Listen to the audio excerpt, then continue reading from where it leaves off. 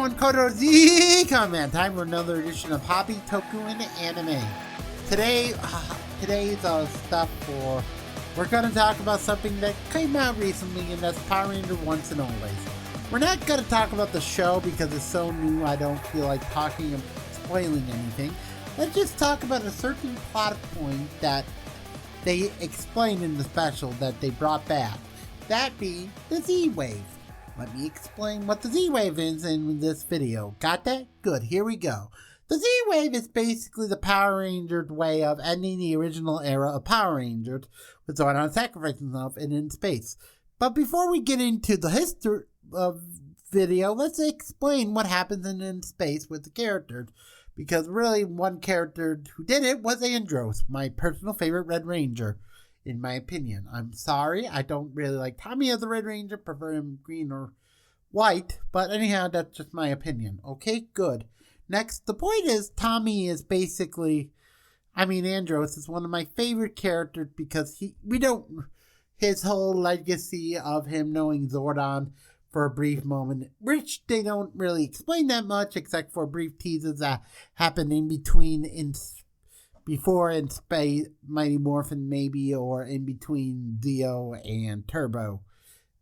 Turbo and in space, because Zordon leaves after the beginning of Turbo as a plot point. Just reminding that.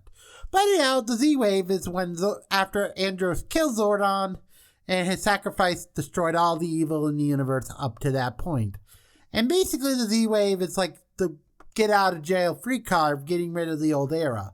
And basically, here's examples of the Z-Wave. Now, okay, Rita becoming good. It's the same thing with Lord Zeta and most of the human villains becoming all good. But their evil still remain in the Z-Wave trapped there.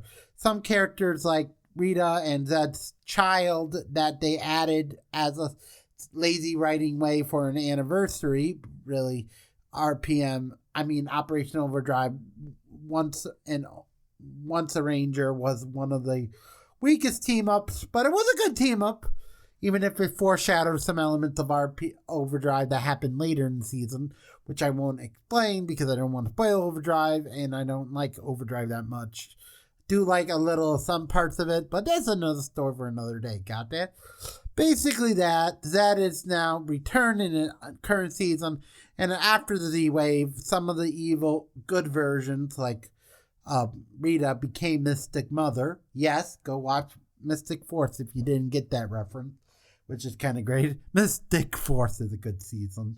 Not really an okay season, basically being based on Magi Ranger, which is one of the sibling trio, which is basically a thing where both Pre-Day 14 being a 5-man and Japanese Lightspeed, and that being the sibling trio. I think that's it for the sibling trio.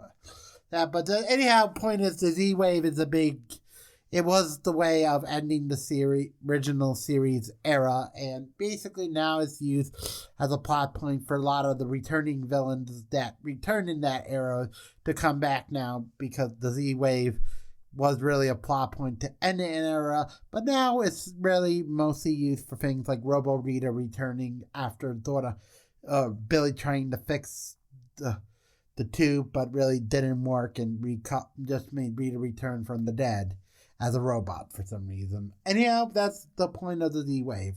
The end of an era of the first era of Power Rangers, but also one of those things you can't change, because really if you did, you ruined the era and you restart the series if that's a bad thing, in my opinion. Got that? Good. Hope you liked the video. Leave a comment down below if you want another Power Ranger lore stuff or any other Toku lore stuff I will explain in my Toku video or hobby stuff. Okay? Got that? Good. This is the comment saying bye-bye for now.